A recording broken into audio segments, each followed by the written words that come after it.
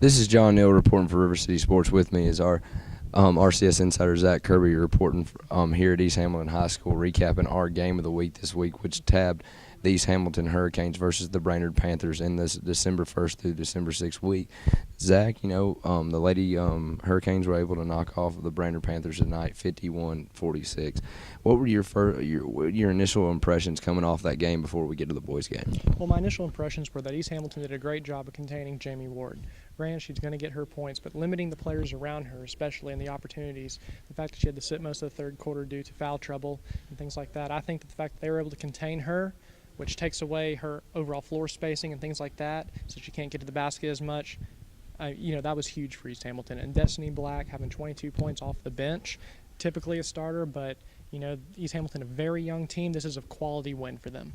I wanted to second that. It was a very quality win from them. Anytime you can take and shut down a girl like a Jamie Ward, who just got, tabbed for her 1,000 points for her career the other night at Brainerd High School, taps off to Jamie Ward for getting, achieving that accomplishment. But tonight it was East Hamilton's night tonight, and I really liked Destiny Black. I liked the way she got to the line. I liked the way she worked under the basket. I mean, she constantly were getting in bodies, and I think there were 2 or 3 that she had nice jumpers. That's something that, when East Hamilton travels this week to Saudi Daisy, for a big division or district matchup, that's something that Saudi Daisy is going to have to key on, because if Destiny Black can continue to produce like that, East Hamilton's going to grow with each win. I think 3-6 standing Yes. right now, standing at 3-6. I mean, basketball seasons are marathon, folks, so it's not just a sprint, but tonight was a big win for the East Hamilton Lady Hurricanes, as they were able to, break presses, and they played really fundamentally. You got to give your hats off to Coach Morris, who's got them coached up, and, I mean,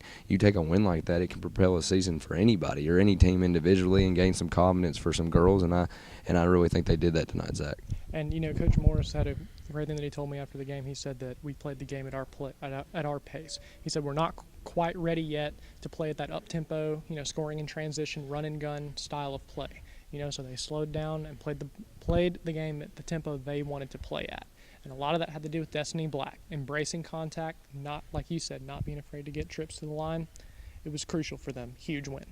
And, I mean, that is something to note. Saudi Daisy likes to run up and down the floor. Their girls do, and they'll dish it out to Kelsey King or Brooke Hale on the corner, and they'll knock down some threes. They also have Shayna Ward. So, if Coach Morris can slow down a game like that again, like that on Tuesday, East Hamilton could be looking at 2 straight wins here in an early part of this season, early part of December.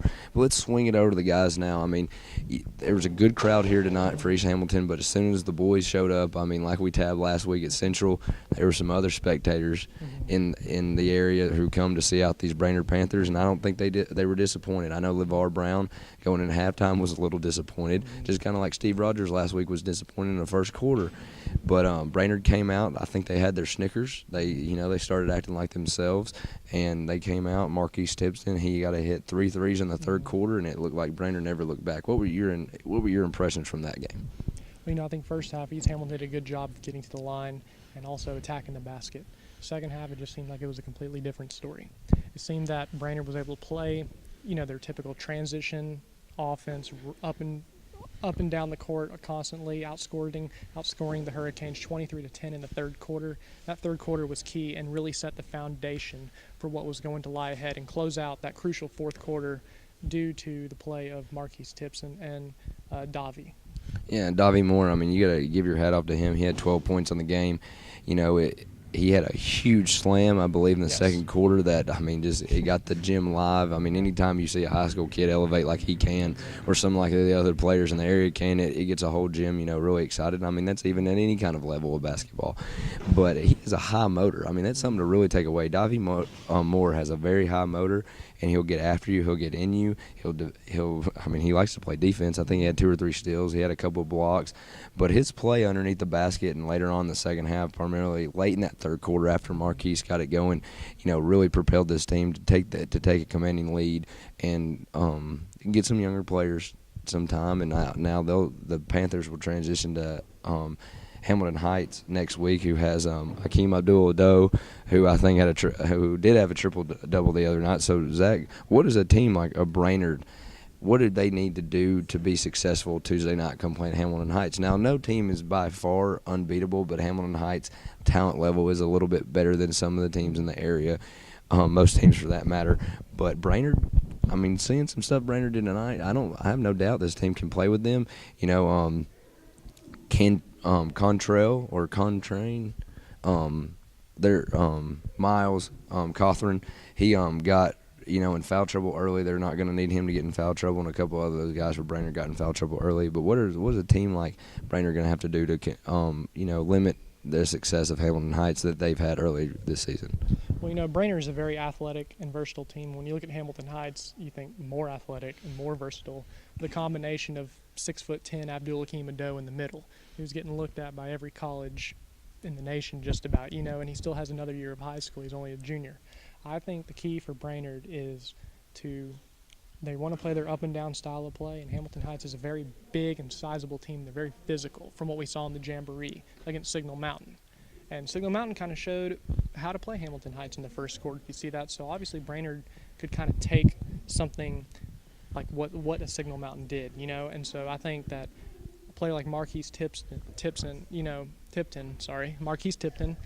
very big and physical player that can play the 2 and swing between the 3 and 2, kind of a swing man. He can obviously hit a lot of shots behind the arc like that, and he attacks the rim. I think the key for Brainerd is to not play passive against a talented Hamilton Heights team that has Abdo. You also got to factor in Silas Adig, Jawan Duran, Ezekiel Balagoon, all those guys. But the key is focusing on Ado and keeping him off the glass. I think if they do that, Brainerd has a good chance at winning this game, and also the fact that they're at home helps a lot too. I think one thing you need to take away is what Brainerd needs to do is they need to look at not maybe, their comfort level, but the best shot they can get. If they can get the best shot, they might have a chance. They like to run and gun, and they like to put on a show, and everybody likes to be putting on a show. But if you get in a run where it's a big show, I think Hamilton Heights gets the talent edge there, which might put them above. But I mean, Brainerd, Brainerd's a very good team. I'm almost lost for words because of how good Brainerd is and what they do well. But man, Zach, I mean, they're in the first half. East Hamilton was playing with such a good Brainerd team, and Coach English has a very, very good young team, and led by a couple of great players. And they were up 28-27 right there at the end of the half, and that three-pointer at the very end, momentum swing. Brainerd hit a three-pointer right at the buzzer beater at the second quarter. It kind of paced them into their big second half. So what did East Hamilton do well? Because I mean, we saw them do a lot of good things tonight. So what did they do well tonight? I think especially in the first half, they took Marquise Tipton out of the game. I think eventually the adjustments were made, and that's what closed out the eventual landslide win. But something to take from this is that this is a very talented team. You're playing them early enough to make mistakes, early enough, and you got plenty of time to learn from them, so that you can take that to a talented Saudi team that they're going to play on Tuesday. And so they've already seen what a very athletic team that likes to score in transition and run and gun looks like. So now they can kind of make adjustments and look at the Saudi Daisy team, who maybe is not quite as athletic, but you can work on different fundamentals, and that's something you can take going into that next game. Well, I mean, you really got to like what East Hamilton did. I mean, they're going to win a lot of games, folks. That district is as wide open as any. We've seen many of those teams, the Saudi Daisy, Cleveland, Walker Valley, and Bradley played last night. Very close game. Both of them have their one guy, and like you said, East Hamilton, if they can shut down that one guy, they have the players on offense. Tracy Thompson, who's long and can defend anybody, and I think he needs to be a little bit more aggressive going forward. But I really liked what we saw tonight from East Hamilton. As far as the first half goes, they did let it slip away there in the second half, but that's nothing to hang your head about, because they did play really well. Just one or two turnovers went the other way, and like Brainerd's players said, if they turn on the switch and the intensity on defense, and they force some turnovers. So, but this is John Neal reporting for River City Sports. With me is Zach Kirby, our insider. We'll be at Brainerd High School on Tuesday night as they take on Hamilton Heights in our Week 3 basketball coverage game of the week. I mean, we're hitting the Brainerd Panthers again. Well, folks, football season has come. It's gone. Now we're full into basketball swing. Check us on all our social medias, and we hope to see you around because it is hoop season, and man, is hoop season going to be great this season.